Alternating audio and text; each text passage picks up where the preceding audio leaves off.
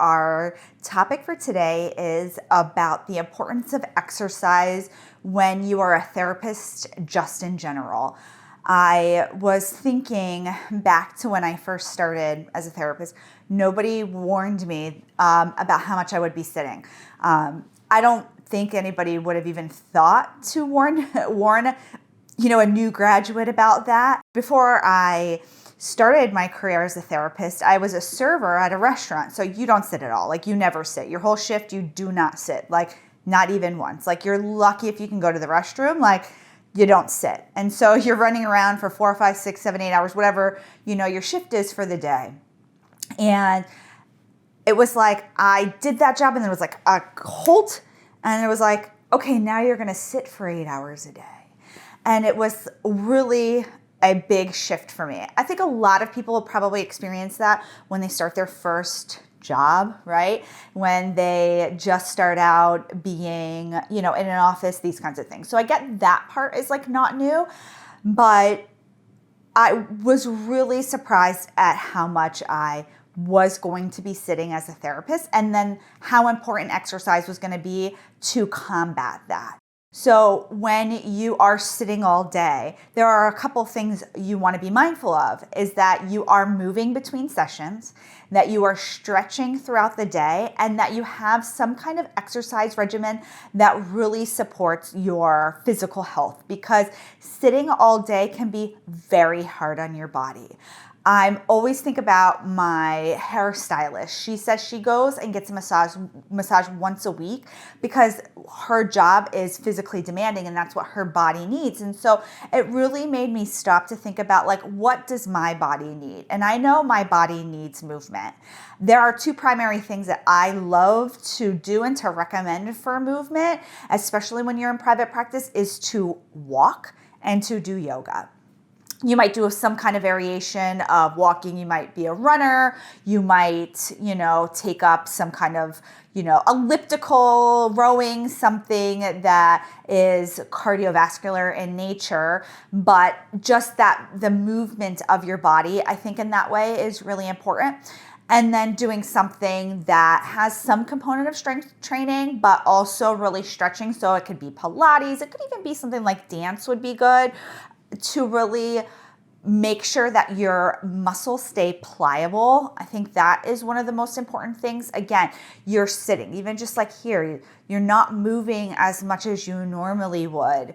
I found that it was really important for me to do things like seize opportunities for movement. If I had a cancellation, sometimes I would walk around the neighborhood behind my office. It was a really safe neighborhood. It was actually like a little park nearby, and I would walk there because that really helped me stretch out my legs between sessions. So utilizing time between sessions, getting up between sessions, stretching, even if it's a 1-minute stretch. You don't have to, schedule a lot of time in your day for stretching, but just taking small opportunities and then making sure every week that you have time in your schedule where you're doing longer movements for your body.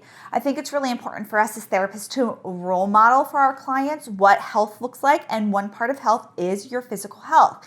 And we want to make sure that we are showing our clients how we are able to see clients, run a business, take care of our mental health, take care of our physical health, and take care of our financial health, take care of all the other aspects of our life, and incorporate that. So there's no shame if you don't already exercise as a therapist. I know a lot of people maybe don't have a history of exercising. You always want to make sure that you check with your medical professional that you are cleared for exercise. Don't know everybody's, particular circumstances, and always modify any exercising that you do to fit your lifestyle, to fit your body. There are some exercises like people have like recommended that I do over the years because, I have this like type A personality, and people are like, you should definitely do CrossFit. And there's nothing wrong with CrossFit, but my body does not like that kind of exercise. My body really likes for me to listen to it when I'm exercising and to push myself, but not to push myself too hard. So like yesterday, I actually went running. It was really hot. I am running with my baby in a stroller. It's really, I was like, this is emotion. It's kind of hard to push him. And even though I live in Florida, which is super flat, I happen to live like in this hilly area. And so I'm like running at the end. I'm sweating profusely. My face is beet red. I'm pushing a stroller, and like the last bit to my house where then I can start walking home to start cooling down is uphill. And I'm like, oh my goodness, it's awful. It's awful. But I pushed myself. But when I first got that stroller, for instance, I didn't run, nearly as fast or nearly as long, so I can get used to it. So you always want to listen to your body. And I think when you listen to your body, when you're a therapist, your body's going to tell you, I need some movement. I don't want to sit all day and not move. I don't want to go from the office sitting to home sitting. There has to be some kind of way we can incorporate movement. I want to talk about movement a little bit more, but first I want to thank our sponsor, TherapyNotes. If you're looking for an electronic health record that can really make your life run smooth, make your practice run smooth, I want you to check out TherapyNotes. They have a free telehealth option. Their billing functions are fantastic. You can do private pay, you can bill your insurance. It's really easy to take payments from clients, send paperwork, and what really makes TherapyNotes stand apart is their customer service. You can pick up the phone, you can call them, you can get the support that you need. So I really want you to check out TherapyNotes. So going back to incorporating movement into your life, again, listen to your body. We always teach that to clients. I know we do. We're not like, hey, don't ignore your body and run a marathon even though you've never run a day in your life. No, we have to take those same messages ourselves. Break up your exercise into smaller pieces. Don't try to go and walk for an hour if you haven't been walking at all. Take it slow.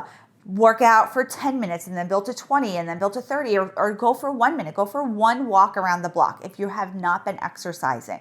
But if your body is looking for it, it's craving it, know that I think this is an important part of what we need to give ourselves as therapists to really work on burnout, engage in self-care, and really monitor our own physical health so that we can also monitor our mental health. So I'm here. Hope this was helpful to you. I'll be answering your questions most of the week. I'll see you soon, everybody. Bye.